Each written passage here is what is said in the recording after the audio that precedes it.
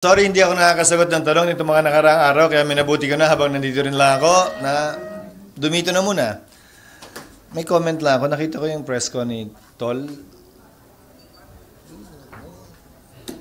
Masyadong malaki yun dito. Tapos, di ba, para dun sa mga kailangan, dapat may platform kayo dito? Ha? Ganon? Di kunwari permanente. Bahala kayo. Alam namang ito lagariin ko. Anyway, good morning.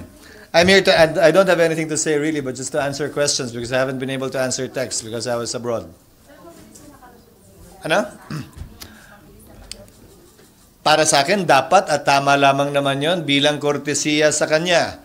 Hindi ito ang unang pagkakataong nagawa at ginagawa ito by tradition. Sa mga dating miyembro, hindi lamang ng Senado, pero ng Kamara.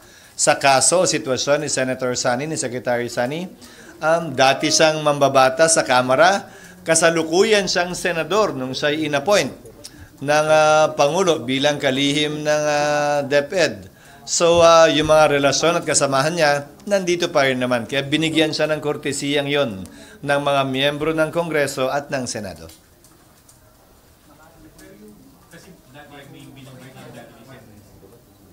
Yung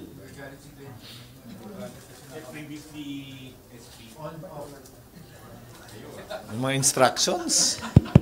Previously, SP na bring rin po ni Senator na sana mabigyan sila ng pagkakataon. May courtesy nun by tradition yung CA. Mabigyan ng pagkakataon na tanong o marinig yung opening statement nung Actually, natanong ko si Secretary Angara sa kanyang opening statement. Magpapasalamat lamang naman siya at mag-ahay sa kanyang mga dating kasamahan. Dahil kilala naman na siya ng mga miyembro ng Senado at ng Kamara. At wala naman ang kailangan dagdag na sabihin pa. Kaugnay ng mga kanyang mga pulisiyang pinapaniwalaan at sinusulong. Nakita naman natin yan itong nagdaang 3-4 na taon nung pinangunahan niya ang Committee on Finance ng Senado, kung saan yung mga paniniwala, polisiya, programa at plataforma na sinusulong niya ay matatagpuan naman sa panukalang budget na siya mismo nagde-defend. Sir, dun po sa kasabay po na committee hearing nung na chine-chair po ni Senator Win, wala pong ISO. SP, dun po sa kasabay na committee hearing na chine-chair ni Senator Win, parang wala pong usage nung una na makasagot po dun sa mga tanong ni Senwin, hindi po ba dapat mas naayos yung pagde-delegate noon? Kasi lahat ng USEC at ASEC niya gustong umupo sa likod niya kanina. Hindi ko na nga sila pinapapasok. Pinasabihan ko ang CA kanina na limitado lamang ang bigay na lugar para sa mga alalay kasama ng sino man i-confirm, sundalo, ambassador, foreign affairs official o secretary man. Dahil dapat may ibang trabaho silang ginagawa at hindi dagdag na tagapalakpak lamang matapos ma-confirm ng kanilang kalihim. Nakakalungkot yung sitwasyong yun pero na-correct naman agad dahil mabilis namang natapos yung confirmation ni Secretary Angara. So late lang ng ilang minutes. Pero at least nasa parehong building at floor na.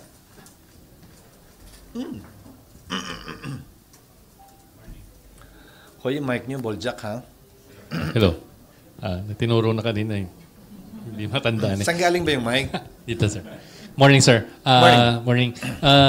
Just a quick reaction on the Unity Walk. Kasi parang I think a lot of the groups are giving the Senate flack on yung resolution to suspend. And may pagbabago ba doon? Kindly brief me on the Unity Walk because again, as I said, I was abroad. Sa PUV, sir, kasi ayaw nila na ma-suspend yung implementation. I think the Unity Walk was the people who actually followed and consolidated. Well, hindi nila naunawaan. Hindi naman porkit nag-consolidate at sumunod na sila ay babawiin yon. Ang pagsuspende ng programa ay nag-a-apply dun sa mga hindi pa at pinopwersa pa na sumunod habang hindi pa naman handa ang gobyerno dito. Bibigyan ko kayo ng halimbawa. Sa sulat mismo ni Secretary Bautista, sa budget nilang humigit kumulang 8 bilyon para sa 2018 hanggang 2024. Bibigay ko na lang sa inyo yung sulat niya. Inamin niya mismo na 50% pa lang ang kanilang nagagastos. Asan yung kompletong programa kung sa loob ng 4 na taon, 8 taon, 6 na taon, kalahati pa lang nung binigay na budget ang nagagastos nila. Yung local transport plan na nagmumula sa mga local government units, ayon sa sariling sulat niya, 71% pa lang ng LGU ang nagsasubmit ng draft. Hindi kasama sa kanyang liham, ilan na ba ang naaprubahan ng DOTR? Dahil hindi nagwawakas o nagtatapos yung local transport plan sa pag-submit ng draft, nagtatapos yan pag yan ay naaprubahan. No, ako'y gobernador. Isa yan sa mga ginawa ko bilang gobernador. Nag-submit kami ng local transport plan. Ang problema, wala ni sino man na tiga DOTR o LTO na nagturo sa amin kung paano gawin yon. Kaya sa totoo lang, itong 71% ng LGU na nag-submit daw, hindi ko alam kung anong itsura, hugis at kulay niyan. At bakit walang binanggit na ni isa man lang na naaprubahan ang DOTR? Makalipas ang kung ilang taon na itong programang ito ay tumatakbo na. Nagyabang sila na nakapagpautang na sila ng humigit kumulang 2 bilyon. To be exact, about 2.3 billion. Pero ang kabuuang kailangan sa hearing na inattendan ko ay humigit kumulang 42 bilyon. Kung magbibigay lamang tayo ng 280,000 sa bawat maapektuhang jeepney driver at operator. At sapat ba na yung bibigay natin ay humigit kumulang 10% hanggang 24% lamang ng kabuuang halaga nung gusto nilang ipalit. At hanggang ngayon din, hindi pa rin nila nabibigyan ng tama at sapat na valuation yung mga jeepney na idedecommission na bilang bayad daw doon sa mga operator at owner ng mga jeepney na ito. Nasaan yung kompletong programa at kahandaan doon? Ang hinihiling ng Senado ay simple. Ayusin nyo na muna bago nyo lubusan at tuluyang ipagbawal lahat. Ngayon, yung mga nag-comply at sumunod na, hindi naman namin sinasabing bawiin at itigil yan sa kanila. Nandun na yun, alangan namang babawiin mo pa, vested right yun. At naunawaan namin ang kahulugan ng vested right. Pero doon sa hindi pa makakomply, kung DOTR nga mismo hindi pa nakakomply sa mga pinangako nila, ba't nilang po pwersahin mag-comply yung hindi pa kayang mag-comply? Ganun lamang naman kasimple na hindi na kailangan mag-walk pa o magreklamo pa mismo si Secretary Bautista dahil sa sulat niya mismo, inaamin niya ang kakulangan ng kanilang kahandaan at pagiging kumpleto ng kanilang plano at balakin para maisakatuparan nito sa lalong madaling panahon.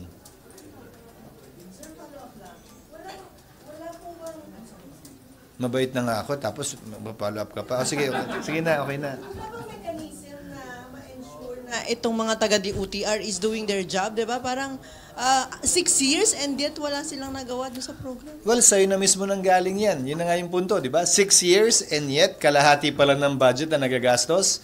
6 years and yet, 5% pa lang na dapat na ayuda nilang mabibigay ang nabigay na.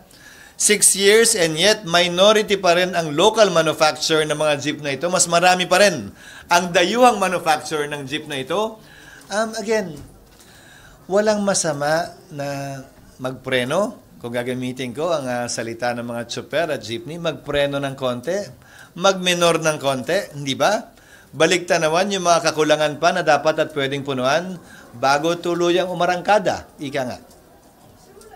Legislation na pwedeng ipasa na ensure yung, may programang introduce yung government, di ba palagi nagkakaproblema po sa implementation? Wala bang ganun? Well, sa pamamagitan lamang ng oversight yan. Sa totoo lang, 10 batas lang ang binigay ng Diyos sa atin. Kung sinusunod natin, wala naman tayong problema. Galing sa Diyos yun, nakaukit sa bato. Yung ginagawa natin, galing lang sa tao yun, nakasulat sa papel. Pwede pang amyendahan at i-repeal. So, trabaho ng bawat isa sa atin, bantayan, magmatsyag.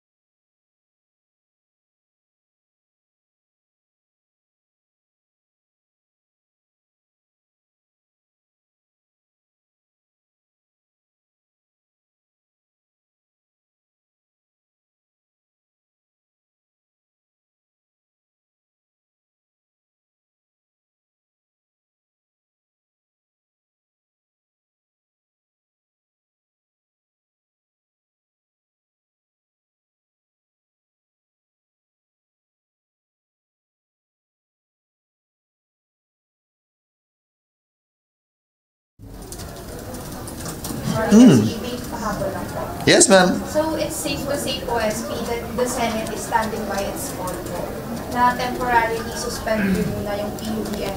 Despite po dun sa pronouncement ni President Bongbong Marcos.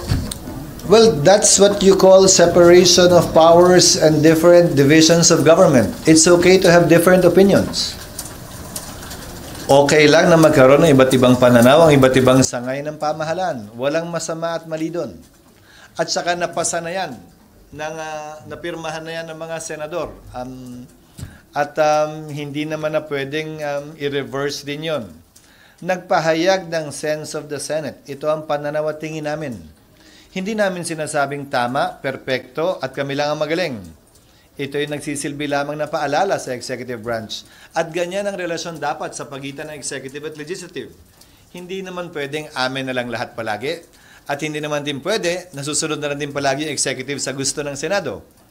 Kung titingnan natin, pinakinggan ng Pangulo ang panawagan, hindi lamang ng Senado, pero ng marami sa ating kababayan. Halimbawa, ang pagsuspende at pagban ng POGO. Dito nagsimula sa Senado yon. Pero pagdating dito, iba naman ang kanyang pananaw. Okay lang yon. Demokrasya ang tawag dyan. Walang kailangan ikabahala o ikaalala sino man kaugnay sa pagkakaroon ng magkakaibang pananaw sa iisang bagay o issue. Oo, pero almost naman na yun. Basta na-side na naman na at saka na-pirman, ano pang i-approve mo unless may mag-withdraw ng mga senador? Yes, please. Sir, si Senator Robin Padilla nag-file ng petition sa Supreme Court asking for resolution kung dapat ba na bumoto jointly o separately ang House and Senate pagdating sa Chacha. Do you think may jurisdiction ng Supreme Court sa ganung issue? Liwanagin muna natin. Yan ay personal niyang desisyon. Hindi yan kinonsulta o tinanong sa akin o sino mang miyembro ng Senado at hindi yan aksyon ng Senado. Personally, sa aking pananaw, at hindi ko sinasabing nangangahulugan tama na ito, sa aking pananaw, wala pang jurisdiction ang Korte Suprema dahil premature